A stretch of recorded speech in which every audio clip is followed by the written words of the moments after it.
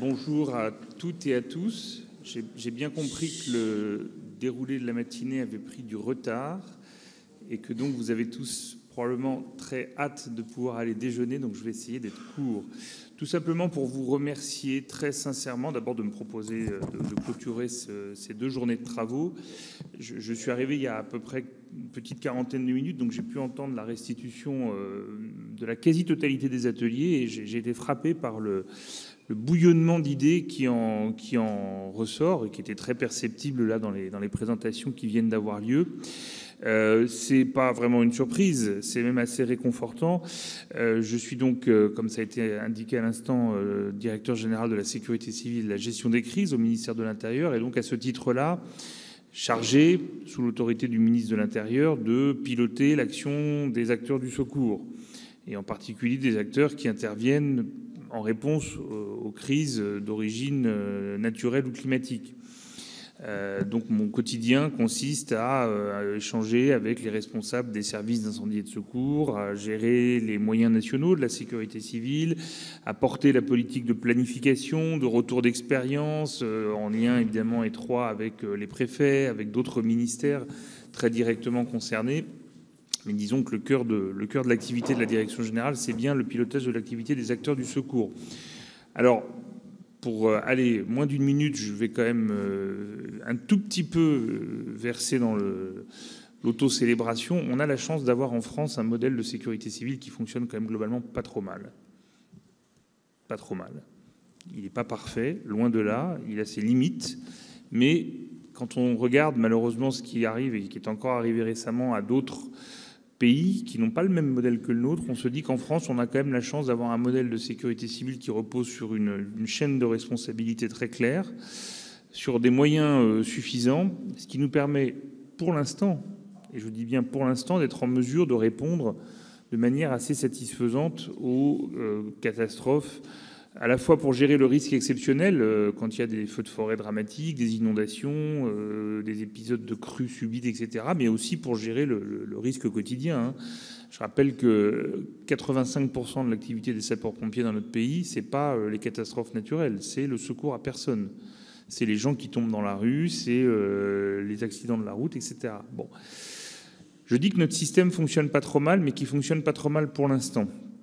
Parce qu'on a des acteurs du secours qui sont d'excellents professionnels, remarquables, et il faut vraiment leur rendre hommage.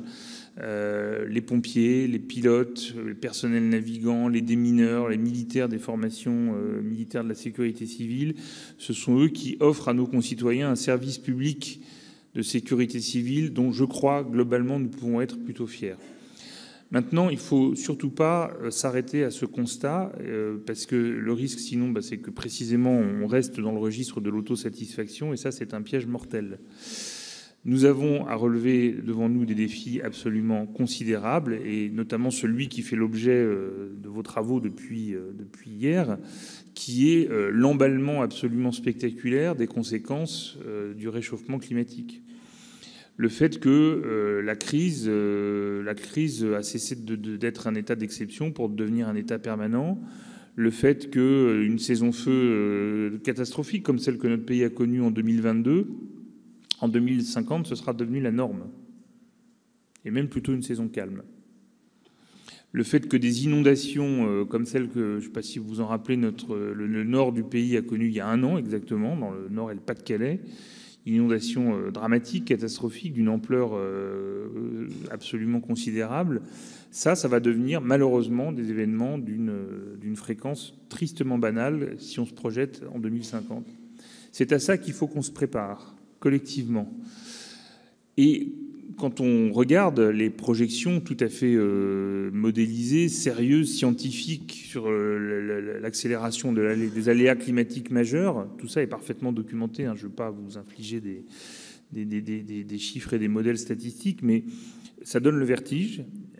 Et on en retire très vite une conclusion immédiate, c'est que si on veut être prêt à y répondre demain, ça ne pourra pas reposer que sur les seuls acteurs du secours.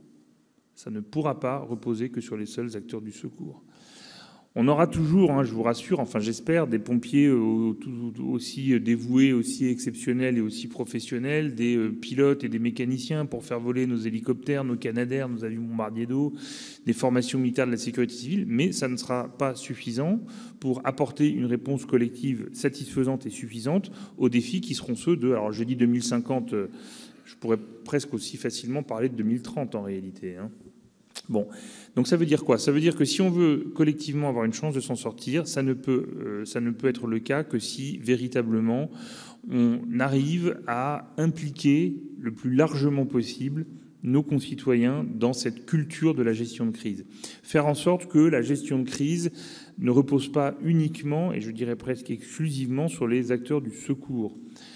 Le fait d'avoir un service public des secours et de sécurité civile en particulier efficace, c'est évidemment une source de satisfaction, mais c'est aussi peut-être un peu un piège, parce que ça entretient une forme de paresse collective.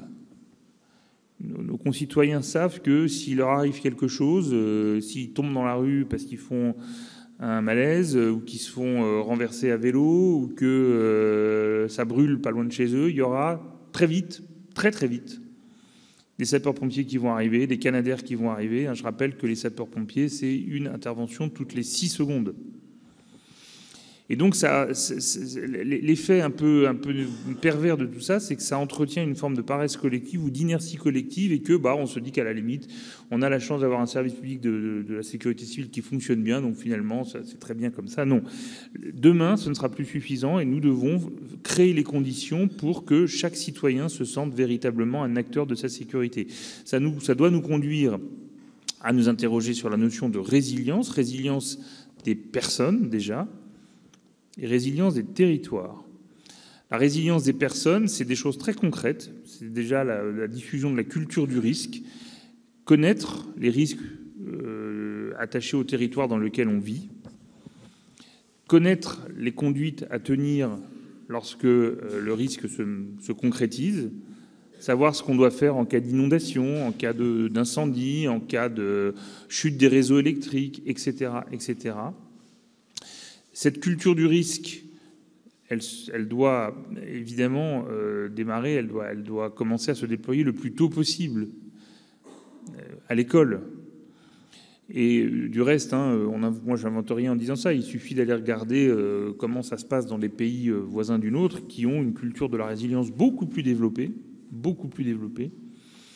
Le citoyen ou le futur citoyen est acculturé au risque dès son plus jeune âge. C'est ça qu'il faut arriver à développer en France. Ensuite, on a des outils pour faire vivre au plan local cette culture du risque et cette culture de la gestion de crise.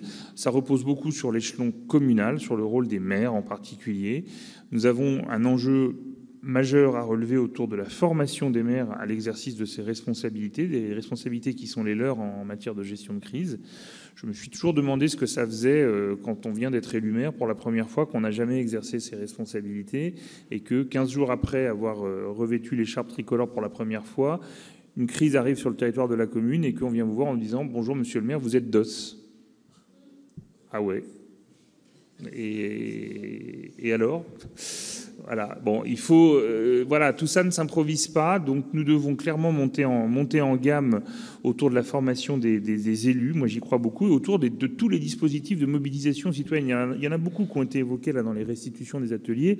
Ce sont des pistes très intéressantes et je serais très heureux de pouvoir évidemment recueillir le résultat un peu plus développé de ces groupes de travail, notamment parce que, et je terminerai peut-être mon propos là-dessus, le gouvernement a lancé au mois d'avril dernier un chantier extrêmement ambitieux qui s'appelle le Beauvau de la sécurité civile. L'idée est assez simple à résumer. On a un modèle qui fonctionne pas trop mal, je l'ai dit. Il faut néanmoins être lucide sur le fait que ce modèle de sécurité civile français, il est aujourd'hui traversé par des tensions très fortes. Il est en train d'atteindre un peu ses limites en réalité pour des tas de raisons. L'accélération des conséquences du réchauffement climatique, l'évolution des formes d'engagement aussi de nos concitoyens. Sujet qui est un vrai défi à relever. Je rappelle que la première force de sécurité civile dans ce pays, ce sont les sapeurs-pompiers volontaires. À côté d'eux, très loin, pas très loin, assez vite en général, il y a les bénévoles, les associations agréées de sécurité civile. Notre modèle, il repose sur l'engagement bénévole et spontané d'une bonne partie de nos concitoyens. Ça, il faut le mesurer. Il faut aussi savoir que c'est un défi à relever parce qu'on ne s'engage plus aujourd'hui de manière bénévole pour une cause comme on s'engageait il y a 10, 20 ou 30 ans. Je ne vous parle même pas de la crise financière qui pèse à la fois sur l'État, évidemment, mais également sur les collectivités locales. Enfin, tout ça fait que notre système de sécurité civile arrive aujourd'hui à ses limites et que nous devons lui donner les moyens, lui donner le cadre, lui permettant de continuer à aussi bien fonctionner dans l'avenir. C'est ça le Beauvau de la sécurité civile. Démarche très ambitieuse, donc les travaux ont démarré au mois d'avril dernier. Ils ont repris à la fin du mois de novembre par une séance de travail extrêmement intéressante qui a eu lieu à Rouen autour du thème de la résilience. Peut-être d'ailleurs un certain nombre d'entre vous étaient présents à Rouen.